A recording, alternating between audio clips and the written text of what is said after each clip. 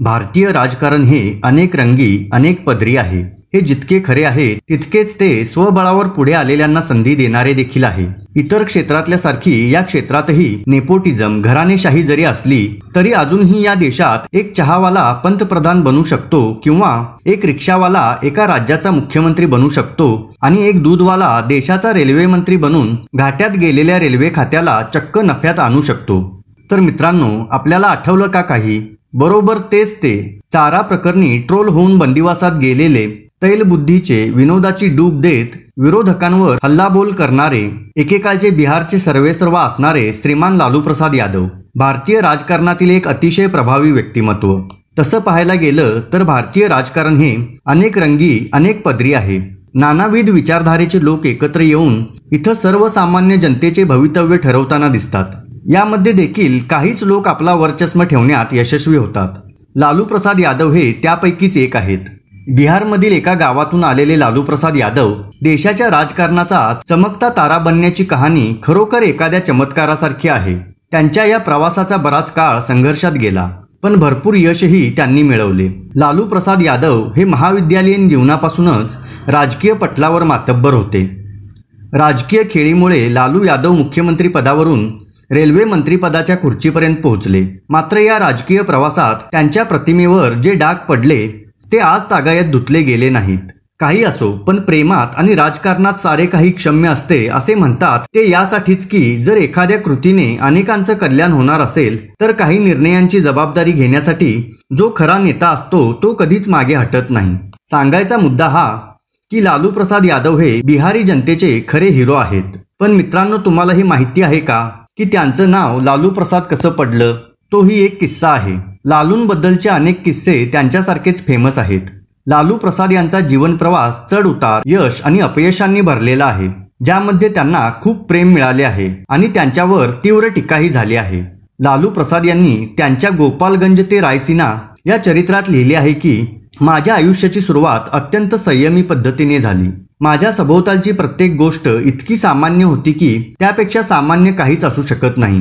लालू प्रसाद यांचा जन्म 11 जून रोजी बिहारमधील गोपालगंजमधील फुलवारी या गावात झाला। त्यांचे बालपण अत्यंत गरिबीत गेले। लालू आई मरीचिया देवीसोबत घरोघरी जाऊन दूध वाटायचे।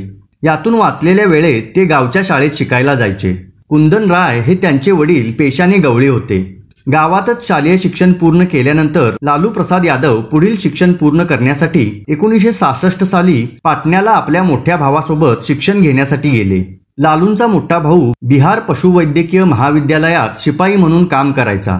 BA करण्यासाठी लालू प्रसाद यांनी पाटणाच्या BN कॉलेजमध्ये प्रवेश घेतला। कॉलेजमध्ये शिकत असतानाच लालूंचा विद्यार्थी राजकारणात रस वाढू लागला। मग काय, गावात घरोघरी दूध वाटणारे लालू प्रसाद आता हजारो लोकांसमोर उभे राहून भाषण करू लागले। आधी विद्यापीठातील विद्यार्थी संघटनेच्या अध्यक्षपदाची निवडणूक ते हरले, पण हरतील ते लालू प्रसाद कसले। त्यांनी कायद्याचा अभ्यास करण्यासाठी पुन्हा नवीन प्रवेश घेतला। वर्ष उलटल्यानंतर लालू पाटणा विद्यापीठाच्या विद्यार्थी संघटनेचे अध्यक्ष झाले। मास्टर इन पॉलिटिकल सायन्स आणि LLB झालेले लालू प्रसाद पूर्णपणे राजकारणाकडे झुकले होते। लालू प्रसाद यांचे हे वागणे कुटुंबियांना आवडले नाही। लालूंच्या राजकारणातील वाढत्या सक्रियतेमुळे निराश होऊन त्यांनी त्यांचे लग्न लावून दिले।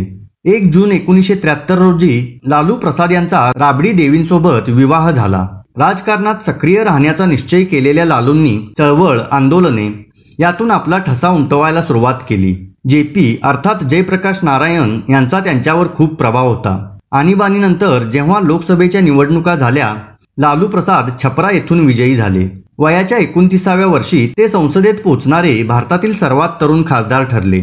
लालू प्रसाद यांनी त्यानंतर कधीच मागे वळून पाहिले नाही। बिहारच्या राजकारणात आणि पक्षात त्यांचा दर्जा वाढत गेला।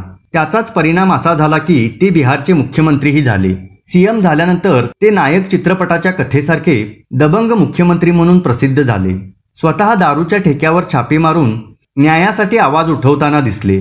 त्यांची शैली केवळ बिहारच्याच नव्हे तर देशातील जनतेलाही आवडली आणि बिहार सोडल्यानंतर ते देशाच्या राजकारणाचे केंद्र बनले। लालू प्रसाद यादव मुख्यमंत्री झाल्यानंतरही चपरासी क्वार्टरमध्येच राहत होते। खरे तर ते गरीब शेतकरी कुटुंबातील होते। त्यांचे वडील शेतकरी आणि भाऊ शिपाई म्हणून काम करायचे। लालू प्रसाद यादवही आपल्या भावासोबत त्यांच्या क्वार्टरमध्ये राहू लागले। त्याच वेळी जेव्हा ते मुख्यमंत्री झाले तेव्हा ते सुमारे 4 महिने त्याच शिपायाच्या क्वार्टरमध्ये राहत होते.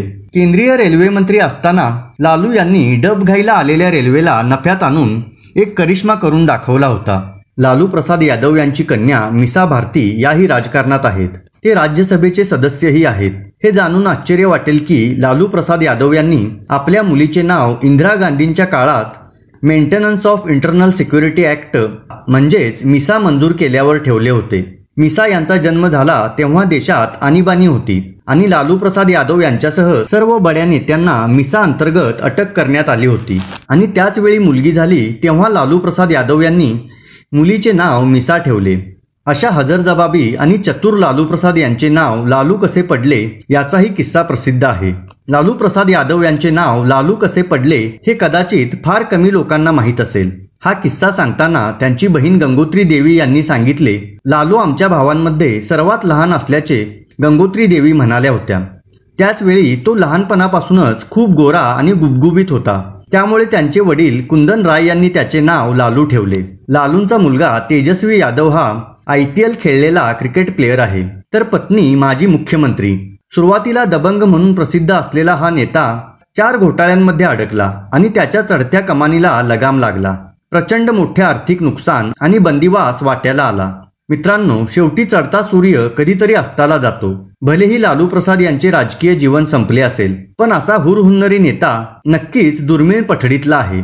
तर मित्रांनो, व्हिडिओ कसा वाटला हे आम्हाला कमेंट करून नक्की कळवा व अशाच माहितीपूर्ण व्हिडिओचे अपडेट मिळवण्यासाठी विषय खासला नक्की सबस्क्राईब करा.